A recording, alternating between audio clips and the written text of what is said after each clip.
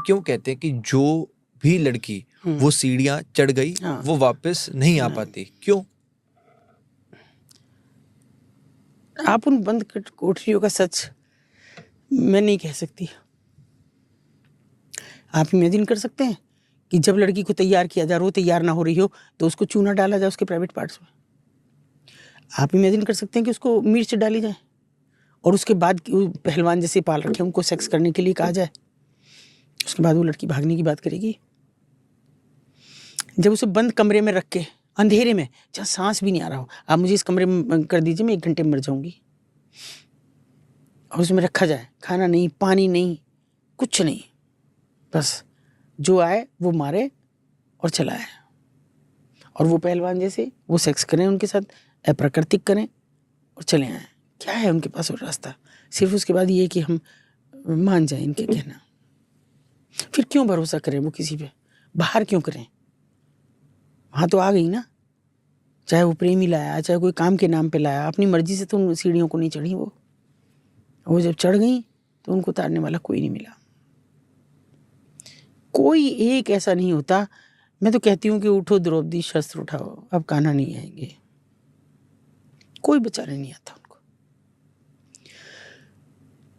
मरी हुई अंतरात्मा के साथ जीना बहुत कठिन होता है। जिनका जीवट मर गया हो, जिनकी जीने की आस मर गई हो, आप उनसे कैसे उम्मीद करेंगे कि वो वहां से उतर जाए? मैंने जब 30 साल की उम्र में ये देखा, मेरी उतनी उम्र में मेरे 3 बच्चे हो गए थे क्योंकि अर्ली एज में शादी हुई, लेकिन वो सब सहमति से था। मैं आज़ाद थी कि मैं वहाँ भी जा सकूँ, वहाँ ये कर सकूँ। मेरी फैमिली बहुत ब्रॉड थी, देहाती होने के बावजूद भी। लेकिन वहाँ कहीं जाने की आज़ादी नहीं है, आपको बाज़ार जाने की आज़ादी नहीं है, आपको अपनी मर्ज़ी का खाने की आज़ादी नहीं है, आपको अपनी मर्ज़ी से खाने की आदत नहीं है कि आपको अब भूख लगी है तो आप अब नहीं खा सकेंगे। फिर आपको अब दिया ही नहीं जाएगा अगर आपने कह दिया कि मुझे भूख लगी है, पहले खाना खाऊंगी, नहीं। अब आपको सारे कस्टमर निपटाने, उसके बाद आपको शाम को खाना मिलेगा। कैसे जाने की उम्मीद कर सकती हैं वो? कैसे भागेंगी? और बसाड़ देखिए ना आप, एक छोटा सा जीना, मतलब जिसमें कि अगर कोई थोड़ा एक्स्ट्रा मोटा हो तो वो चढ़ भी ना सके।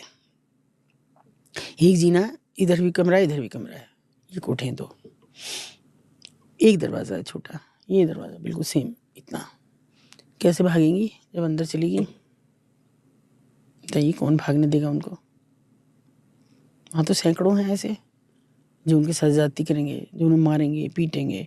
ऐसी भी लड़कियां हैं कि जिनको कई साल हो गए, और एक दिन मैंने देखा कि ऐसे सामने बैठी है, मेरी थोड़ी सी उससे हो गई थी इंटीमेसी में, पर ये था कि मैं उसको निकालना चाहती थी, वो निकलना नहीं चाह रही थी। मैंने उसे इशारे से पूछा कि नहीं, क्या उसको बहुत निशान पड़ रहे थे, बहुत। तो उसने कहा ऐसे, फिर मैं उसे इशारे से कहा कि मना नहीं कर सकती, तो उसने कहा भूख, क्योंकि मालकिन भी वहीं बैठी थी। मुझे ये सब ऐसे करना था कि ना वो देखे और ना इसकी बात को समझ पाए। तो उसका ये कहता कि ग्राहक ने किया, ये पैसा चाहिए था, पेट में रोटी भी चाहिए थी।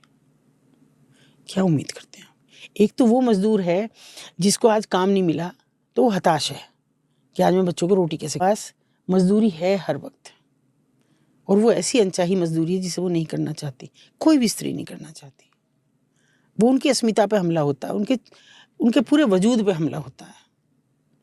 उस पर नहीं होता कि मर्जी से हैं वो, कि प्यार हो गया और उसके साथ वो सो रही हैं। वो उनके पूरे वजूद पे हमला होता है, और उन्हें पूरी छूट होती है कि वो कैसे भी कुछ भी करें सिवा चेहरा छोड़ के। कैसे करेंगे उम्मीद? पस्त हो जाती है एक लड़की, बाहर आती है तो मैं चेहरा घुमा लेती हूँ केबिन से। अगर मैं वहाँ बैठी हूँ और कोई लड़की उस केबिन से निकली है तो मैं कभी उसका चेहरा नहीं देखती, कभी भी नहीं देखती। मैं वो कल्पना नहीं कर पाती कि क्या हुआ होगा इसके साथ अंदर।